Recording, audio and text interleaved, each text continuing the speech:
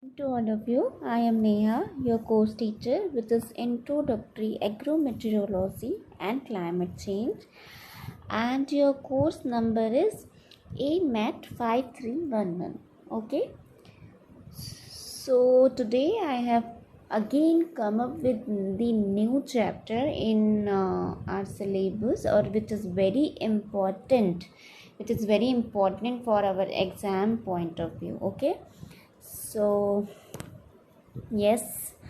Okay, so in our previous lecture, we had studied about albedo. Okay, so what is albedo? How albedos work? The different offset we can already see.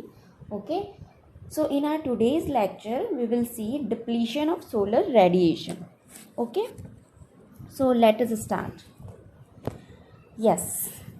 Okay, then firstly, we all know that solar radiation has to traverse thick and dense layer, the atmosphere, okay, enriching the Earth's surface. So, the loss of the solar energy in passing through the atmospheric layer is called the atmospheric depletion. Okay, so what is atmospheric depletion? The loss of the solar energy in passing through the atmospheric layer is called atmospheric depletion or solar radiation depletion, we could say. Okay, so the longer the path diverse, the greater the amount of radiant energy depleted from the sun. Okay, so that's why it is called solar radiation depletion. Okay, so there are various processes by which the heat energy lost through the atmosphere, which is scattering, and then diffusion, absorption, and reflection. Okay, so we will discuss all these one by one, and we take first one, which is scattering. Okay, so what is a scattering? Before we understand scattering, we need to understand that, like most curious people you have, sometimes you have probably asked sometime why the sky is blue, or if you saw a beautiful sunset or sunrise, you might have asked why the sky is red. Okay, so the reason behind this, the process of scattering. ठीक है, so इसके बीच में जो इसके पीछे जो reason है, that's called the scattering. Okay, so we had studied earlier that the atmospheric layer are composed dust, water particles, different air molecules. Okay, so these molecules scattered the solar ray in different direction, and this is known as scattering. ठीक है, जैसे मैंने पहले albedo में बताया था कि बहुत सारा रेडिएशन है जो पेनिट्रेट होके सोलर सिस्टम से जो हमारा आता है एटमॉस्फेरिक लेयर को पेनिट्रेट करके, दैन वो हमारे जब अर्थ में पहुंचता है तो बहुत से डस्ट पार्टिकल, एयर मॉलिक्यूल, बहुत से इनविजिबल एटम्स जो हैं जो हमारे एटमॉस्फेयर में प्रेजेंट हैं, उनसे वो क्या होता है, टकराता है, और उनसे टकरा के वो अलग अलग डायरेक्शन में रिफ्लेक्ट हो जाता है. So that is called what, scattering. ठीक है, सो always remember what is scattering. So we can say that scattering become possible when the diameter of the dust particle, when the diameter of the dust particle is shorter than the diameter of the wavelength between the दो wavelength के बीच में, wavelength between the solar radiation it is called the scattering. ठीक है, scattering हमें क्यों नज़र आता है, क्योंकि ये जो डायमीटर है, ठीक है, डस्ट पार्टिकल का जो डायमीटर है वो इस सोलार रेडिएशन के वेवलेंथ से क्या होता है, छोटा होता है. ठीक है, तो वो प्रोसेस की वजह से स्कैटरिंग हमें दिखाई देता है. ठीक है, so the process of scattering is selective in nature. Okay, so selective nature का होता है ये जो स्कैटरिंग का जो भी प्रोसेस होता है, ठीक है। अब सेलेक्टिव नेचर क्या क्यों होता है? Because visible light includes wavelength, ठीक है। सो visible lights in are visible lights जो हमें दिखाई पड़ते हैं, ऐसे लाइट जो हैं उसमें क्या होता है, वेवलेंथ जो है अराइज होता है, ठीक है, बढ़ता है। Like we can say that move on and that say seen, yes, these are the visible light, okay. So these are the visible light which is, देखो इसमें रेड जो है उसका जो वेव लेंथ है, वी कैन सी कि इसका wavelength क्या है as compare to blue and violet, क्या है, ज़्यादा है, ठीक है। दैट्स वाई जो ये विजिबल लाइट की वजह से ही अगर कोई ऑब्जेक्ट हमें दिखाई पड़ता है, ठीक है, तो वो क्यों दिखाई पड़ता है? स्कैटरिंग की वजह से, क्योंकि वहाँ पे जो सोलर रेडिएशन है वो डायरेक्ट फॉर्म में आता है। जैसे आप यहाँ पे इमेज में अगर आप देखेंगे कि ये सोलर रेडिएशन स्ट्रेट फॉर्म में यहाँ तक पहुँच रहा है, ठीक है, वो सीधे फॉर्म में पहुँच रहा है। उसमें पहुँचने से पहले जो है वो बहुत बड़ा क्या है, बहुत बड़ा डायरेक्शन वो तय कर रहा है, ठीक है, बहुत दूरी तय कर रहा है, जिस दूरी में उसे बहुत सारे dust particles, air molecules, different invisible atoms जो हैं वो मिल रहे हैं, ठीक है। एटमॉस्फेरिक लेयर में मौजूद इतने पार्टिकल्स उसे मिल रहे हैं जिससे वो टकरा रहा है और अलग अलग डायरेक्शन में क्या हो रहा है, फैल जा रहा है radiation. This is called the scattering, okay, scattering, and this is the loss of radiation from the it which comes from the sun to our earth, ठीक है। This is called the scattering also. So the visible part of the spectrum ranges from red light wavelength about 750 nanometer to violet wavelength about 400 nanometer, okay. So सबसे ज़्यादा जो visible light का सबसे ज़्यादा जो wavelength है वो रेड लाइट का होता है, और सबसे शॉर्टर वेवलेंथ जो है वो ब्लू लाइट का होता है, इजंट इट? जैसा आप स्कैट इमेज में देख रहे हैं, तो यही एक रीज़न है, ठीक है। तो यही एक रीज़न है जो क्या कर रहा है, स्कैटरिंग को फाउंड कर रहा है, ठीक है। So you know here you can noted that we have 3 types of repeater of our retina, ठीक है। तो repeater what say, receptor in our retina, we could say that, not repeater, that is receptor in our retina which is red, blue, green, ठीक है। ये 3 green, blue और red, ये 3 wavelength को detect करने की जो कैपेसिटी है वो हमारे आइज़ में है, वी कैन सी, ठीक है, जिसकी वजह से हमें जो चीज़ें हैं, ऑब्जेक्ट है, वो दिखाई पड़ता है, ठीक है। वो किस पे डिपेंड करते हैं? ड्यू टू देयर वेवलेंथ, ठीक है। So blue light is more scattered than the red light, why? Because its wavelength is shorter than the red light wavelength, ठीक है। सो इस वजह से हम देख सकते हैं कि स्काई जो है वो हमें ब्लू दिखाई देती है, ठीक है। सनसेट सनराइज के टाइम में हमें रेड दिखाई देती है। So this is you know we have to see because of the due to the scattering, जो भी प्रोसेस है, डस्ट पार्टिकल्स है एटमॉस्फेरिक लेयर में हमारे, वो पार्टिकल से वो टकराती है रेडिएशन, और क्या होती है, रिफ्लेक्ट होके डिफरेंट डायरेक्शन में फैल जाती है, जिससे क्या होता है, रेडिएशन और एनर्जी का लॉस हो जाता है, okay. So this is called the radiation, and that's why the sky is, we can see that blue, okay. So moving on, okay, जैसे देखिए यहाँ पे हॉरिजन कब है, closer the horizon the sky fades to lighter blue और white, ठीक है। आप देखेंगे कि बहुत टाइम पे हमें स्काई जो है कभी वाइट दिखाई देता है या कभी लाइट ब्लू दिखाई देता है, वाई? बिकॉज ऑफ द जो सन जो है, जो हमारा जो सन है, वो उसका जो हॉरिजन है, ठीक है। हॉरिजन क्या है, आप पूछेंगे आप हॉरिजन क्या है, कि जो हॉरिजन है, horizon is you know line, horizontal line that appears to the separate the earth from the sun sky, जो अर्थ को स्काई से अलग करता है, एक हॉरिजॉन्टल लाइन है। तो जितना क्लोजर हॉरिजन में हमारा सन होगा, ठीक है, उतना ही स्काई हमें फेड दिखाई देगी, fade in the sense blue, light blue दिखाई देगी। क्यों? क्योंकि वहाँ पे रेडिएशन, रिफ्लेक्शन और स्कैटरिंग के थ्रू जो लाइट्स हैं वो बहुत ज़्यादा डिप्लीट हो जा रही हैं। क्यों? उनका बहुत ज़्यादा लॉस हो जा रहा है, स्कैटर्ड मैनर में हो जा रहा है। देखिए यहाँ पे जो ये बहुत हॉरिजन से बहुत दूर है, आप देखेंगे ये जो सन का ये जो हॉरिजन है यहाँ से काफ़ी दूरी तय कर रहा है, जिसकी वजह से जो ये बहुत सारे डस्ट पार्टिकल्स अगर ये सीधे हॉरिजॉन्टली अगर हमें ये वर्टिकली अगर हमें ये मिले तो ये क्या है, कम दूरी तय करेगा सन।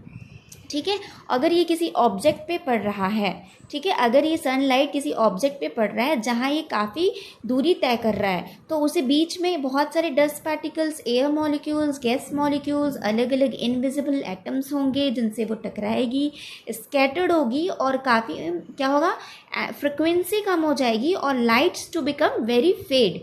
ठीक है, तो बहुत ही कम मात्रा में वो लाइट जो होगी वो हमारी आँखों तक, हमारी आँखों के रिसेप्टर तक डिटेक्ट कर पाएगी और वो हमें दिखाई पड़ेगा। इस वजह से कई बार आप देखेंगे कि स्काई हमें लाइट ब्लू दिखाई देती है, कभी ब्लू दिखाई देती है, ठीक है, कभी वाइट दिखाई देती है। So this is the reason behind the all phenomena, reason behind that scattering is the reason.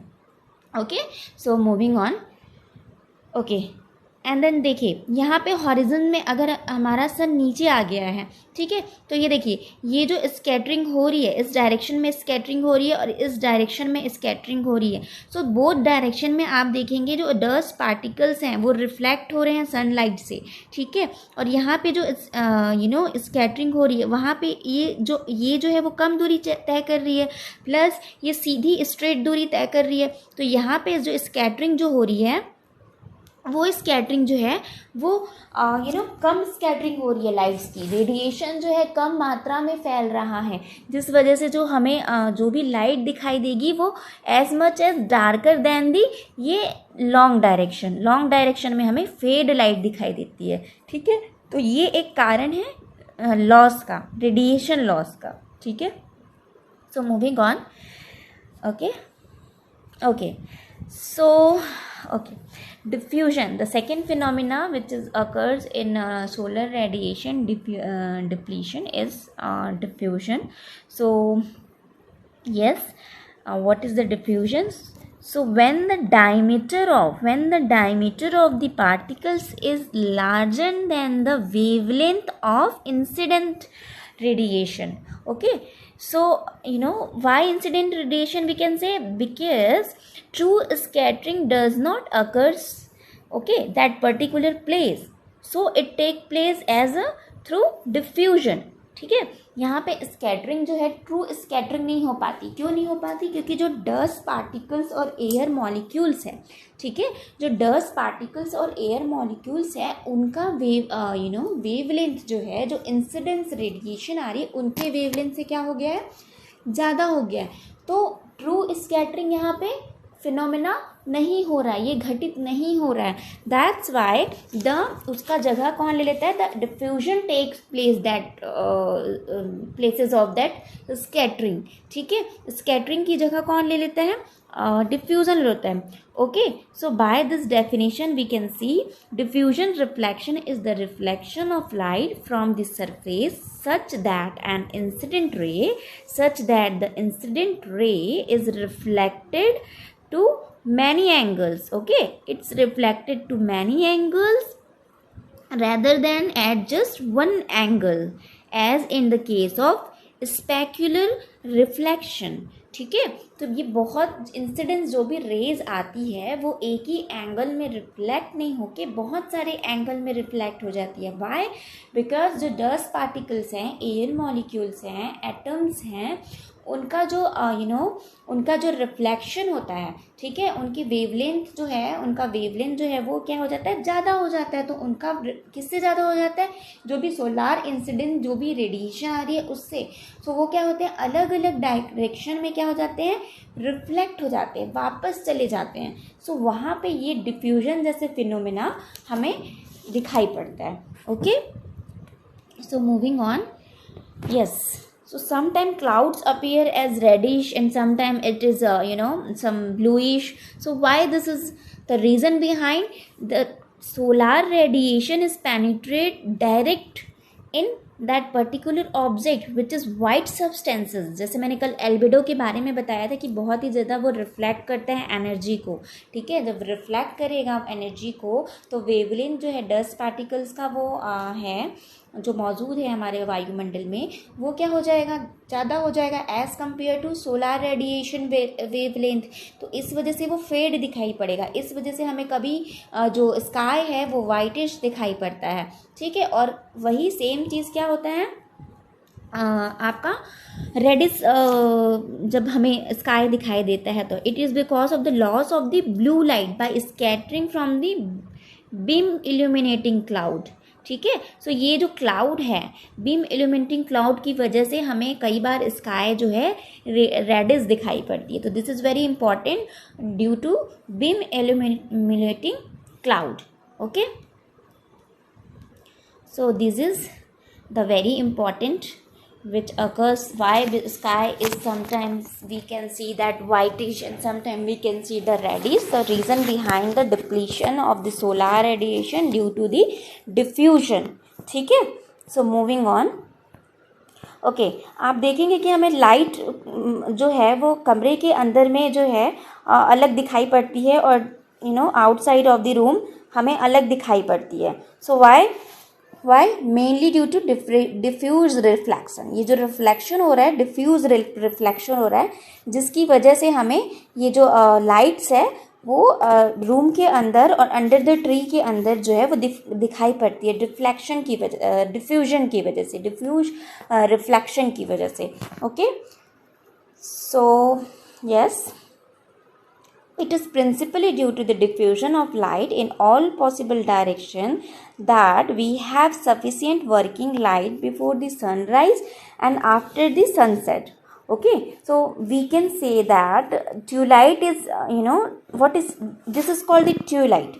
जब हम देखते हैं कि जब सनलाइट नहीं है उसके बावजूद भी हमें बाहर आउटसाइड, ठीक है, आउटसाइड हमें रूम के आउटसाइड हमें सन सफिशिएंट जो है लाइट जो है हमें दिखाई पड़ती है। Why? Because of the horizon, ठीक है। सो हॉरिजन जो है, जो सन जो है वो अपने हॉरिजन से वो स्ट्रेट मैनर में जो अर्थ से जो है दूरी पे होता है, इस वजह से वो वहाँ पे जो हमें सफिशिएंट लाइट जो है वो दिखाई नहीं पड़ती और हमें जो भी दिखाई पड़ता है वो डिफ्यूज लाइट दिखाई पड़ता है रात के समय, ठीक है। So this is called what? Twilight, ठीक है, इसे हम ट्यूबलाइट कहते हैं। सो क्या ट्यूबलाइट को आप कैसे समझ सकते हैं? We can say that what is twilight? Twilight is the time between day and night when there is light is outside but the sun is in below the horizon, ठीक है। जब below the horizon मतलब horizon जो भी हम measure करते हैं उसके पास हो, उससे थोड़े below हो, दूरी पे हो, तो वो जो स्काई में जो लाइट जो फॉर्म होता है, ठीक है, वो किसकी वजह से होता है? रिफ्लेक्शन लाइट फॉर्म होता है। क्यों होता है रिफ्लेक्शन लाइट फॉर्म? डिफ्यूजन की वजह से रिफ्लेक्शन लाइट फॉर्म होता है, ठीक है। So what is horizon? Horizon आप कैसे समझ सकते हैं? Horizon is a horizontal line that appears to the separate the earth from the sky, ठीक है। जो ऐसा एक हॉरिजॉन्टल लाइन है जो सेपरेट करता है अर्थ को सन से, या अर्थ को स्काई से, या अर्थ को एटमॉस्फेयर से, ठीक है। सो there are 3 stages of twilight, ठीक है, on the basis of sun elevation, which is the angle that the geometrical center of the sun makes with the horizon. तो ये जो एंगल की on the basis of the angle, on the basis of the sun elevation कि वो कितनी दूरी पे सन का जो हॉरिजॉन्टली या वो वर्टिकली हॉरिजन से कितनी दूरी पे है, इस पे डिपेंड करता है। और ये 3 स्टेजेस में कैटेगराइज किया गया है किसको? ट्यूबलाइट को। So first one is civil twilight, then nautical twilight and then astronomical twilight. Okay, so in the morning twilight begins when the dawn, while in the evening it ends with dusk. So morning के time में अगर हम twilight को बोलेंगे तो क्या बोलेंगे? Civil dawn twilight. And evening के टाइम पे हम बोलेंगे सिविल डस्क ट्यूबलाइट या ट्यूबलाइट डस्क, ठीक है। The length of the tubelight depends on the latitude, ठीक है। तो जो ये लैटिट्यूड ऑल्टीट्यूड जो हमने देखा था कि उस पर डिपेंड करता है जो ट्यूबलाइट का लेंथ है, ठीक है, जो हॉरिजॉन्टल लाइन है, जियोमेट्रिकल जो लाइन बनी हुई है उस पर डिपेंड करता है ट्यूबलाइट का length. Okay, so moving on. Yes, आप देखेंगे during the day time, so the sun is the sun is below the horizon. ठीक है, तो वो हॉरिजन के पास में होता है, इज लेस देन 6 डिग्री से कम अगर वो हॉरिजॉन्ट उस हॉरिजन से पास है. When sun is less than 6 degree below the horizon. ठीक है, so that is called civil twilight. ठीक है, ये क्या होता है, अर्ली मॉर्निंग में ऐसा होता है, अर्ली मॉर्निंग में हमें ऐसा दिखाई पड़ता है. और जैसे जब सन सेट होगा तो हम उसे क्या बोलेंगे, सिविल डस्क. ठीक है, जब सूर्य उदय हुआ तब हम उसे क्या बोले, सिविल डाउन. जब सन सेट हुआ तो हम उसे क्या बोलेंगे, सिविल डस्ट ट्यूलाइट. सेम हम देखेंगे न्यूटिकल ट्यूलाइट में, जब सन होगा, when sun is less than 6 to 12 degree below the horizon, that is called the nautical twilight, and the morning it is called the nautical twilight down, and in evening it is called the nautical twilight dusk. Okay, same as astronomical twilight. When the sun is less than 12 to 18 degree below the horizon, okay, this is called the astronomical twilight. And when the astronomical twilight, when the sunrise, the astronomical dawn we can say, and the sunset we can say the astronomical dusk. Okay, so ये था depletion of the solar radiation. Then after we reach absorption. Okay, so the process in which the incident radiation is retained by the substance and irreversibly converted to the some other form of the energy, just like a black bodies. ठीक है, जो solar से radiation आ रही है वो radiation जो है उतने ही फॉर्म में रिफ्लेक्ट नहीं होके कुछ ऑब्जॉर्ब हो जाता है. ठीक है, कुछ मात्रा में वो रेडिएशन एब्जॉर्ब हो जाता है, उसको हम क्या बोलेंगे, उस एनर्जी जो अलग एनर्जी फॉर्म हो जाती है, हिट एनर्जी फॉर्म हो जाती है. ठीक है, तो उस टाइप का जो फिनोमिना होता है तब उसे हम क्या कहते हैं, एब्जॉर्प्शन कहते हैं. Okay, so gases are selective absorber. Then nitrogen is a very poor absorber. Oxygen and ozone are good absorber of radiation shorter than 0.29 micrometre. ठीक है, तो ये नाइट्रोजन जो है वो बहुत ही कम एब्जॉर्ब करता है. डस्ट पार्टिकल जो होते हैं, गैस पार्टिकल होते हैं, उसमें जो नाइट्रोजन गैस है वो बहुत ही कम मात्रा में एब्जॉर्ब करता है किसको, रेडिएशन को, सोलर रेडिएशन को. ठीक है, as compare to oxygen and ozone जो है वो अच्छा एब्जॉर्ब करते हैं रेडिएशन को. ठीक है, जो कि 0.29 माइक्रोमीटर के इक्वल होता है. ओके, शॉर्टर होता है किससे, नाइट्रोजन से. Okay, so carbon dioxide is an efficient absorber. Carbon dioxide बहुत ज़्यादा एफिशिएंट, कल हमने एल्बिडो में देखा था कि सोलर रेडिएशन को जो वाटर बॉडीज़ जो है वो बहुत ज़्यादा, वाटर बॉडी जो है वो किसी भी रेडिएशन को बहुत ज़्यादा एब्जॉर्ब करने की कैपेसिटी रखती है. ठीक है, बहुत ही गुड एब्जॉर्बर है वाटर बॉडी. ठीक है, तो वाटर बॉडी जब बहुत ज़्यादा एब्जॉर्ब करती है तो एसिडिटी बढ़ती है उसकी, किसकी, पानी की एसिडिटी जब बढ़ेगी तो क्या होगा, कार्बन डाइऑक्साइड फॉर्म होगा. और जो कार्बन डाइऑक्साइड जो है वो बहुत ही क्या है, एफिशिएंट एब्जॉर्बर है, जो वेवलेंथ अबाउट 15 माइक्रोन्स तक के वेवलेंथ को एब्जॉर्ब करने की क्या करता है, शक्ति रखता है. कैपेसिटी उसकी उतनी होती है कि वो 15 माइक्रोन तक की जो रेडिएशन होते हैं उसको एब्जॉर्ब कर लेता है. ठीक है, so water vapour along with ozone and oxygen absorber रफली 15% of the total insulation within the atmosphere.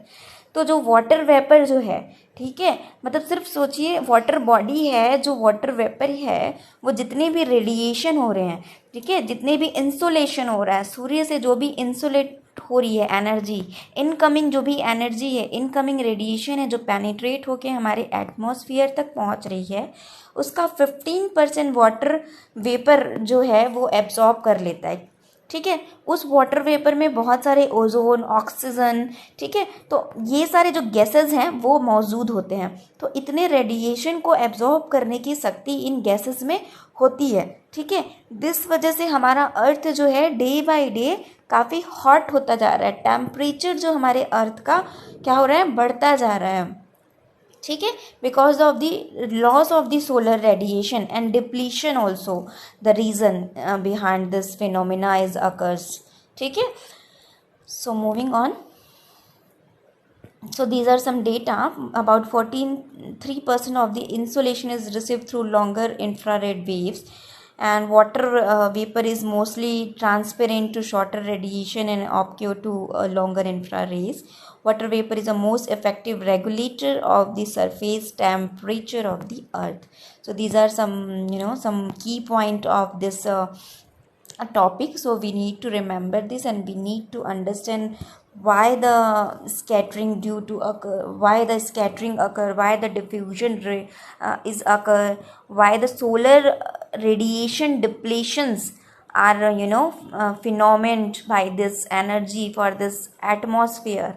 Okay, so these are the all these are all the phenomena due to the solar due to the depletion of the solar radiation, we can say. इन सारी चीज़ों की वजह से ये घटनाएं, ये process घटित होती है हमारे एटमॉस्फेयर में, which is scattering, diffusion, absorption and reflection. That's why the we can that's why occur the solar radiation depletion. In process की वजह से ही हमें depletion, the loss of the energy, ये सारी चीज़ें हमें दिखाई पड़ती है. Okay, so last one is reflection. So let us see what is reflection.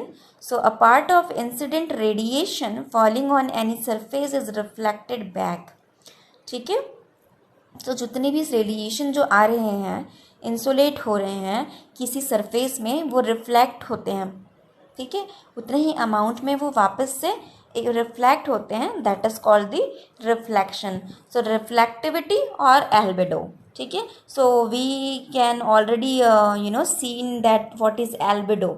So albedo is all about the reflectivity और reflection, we could say. Okay, so albedo of water surface depend on the altitude of the sun. Then what is when the altitude is 47 degree, albedo varies from 3 to 5%. Okay, so albedo is always depend on the object to object. All object varies the albedo. ठीक है, सारे object का albedo जो है वो different होता है, वो वेरीज करता है due to the altitude, longitude, latitude, and then particular object, what kind of they made, किस टाइप से वो बना है, क्या है, ब्लैक बॉडी है, वाइट बॉडी है, एब्जॉर्प्शन कैपेसिटी उसकी कितनी है, रिफ्लेक्शन कैपेसिटी कितनी है. तो वो सारी चीज़ें जो हैं वो डिपेंड करता है एल्बिडो को वेरी करने के लिए. Okay, when sun is near the horizon it's between 50 to 80% albedo could be seen, and when the sky is overcast the diminution of sunlight is not caused by the absorption by the reflection. ठीक है, सो ये था आज का हमारा chapter, solar radiation depletion which is occurs due to the 4 process which occurs in our atmosphere. They are scattering and diffusion and absorption and reflection. So this is the very important chapter. Okay, so her time frequently ये exams में पूछे जाते हैं कि define the solar radiation depletion and their process. So आपको ये 4 process define करना पड़ेगा कि स्कैटरिंग क्या होती है. आपको एग्जाम्पल्स देने पड़ेंगे कि आपको स्काई, समटाइम स्काई अगर appears light blue, sometime it's appears like dark blue, sometime it's appears like white, sometime clouds appear ready. तो why the reason behind this? So the reason behind this scattering. So these all phenomena you can write in your exams paper. So if you have this, if you need some phenomena, if you need some remembering the things, so you need you get very good marks in your exam also. Okay, तो आपको बहुत अच्छे marks मिलेंगे अगर आप इसको समझ जाते हैं, आप इसको ज़रूरत समझते हैं कि ये चीज़ों को हमें समझने हैं, तो आपको काफ़ी हेल्प करेगा ये एग्ज़ाम में. ओके, तो आज के लिए बस इतना ही. Thank you very much. Until then take care, be safe. Thank you.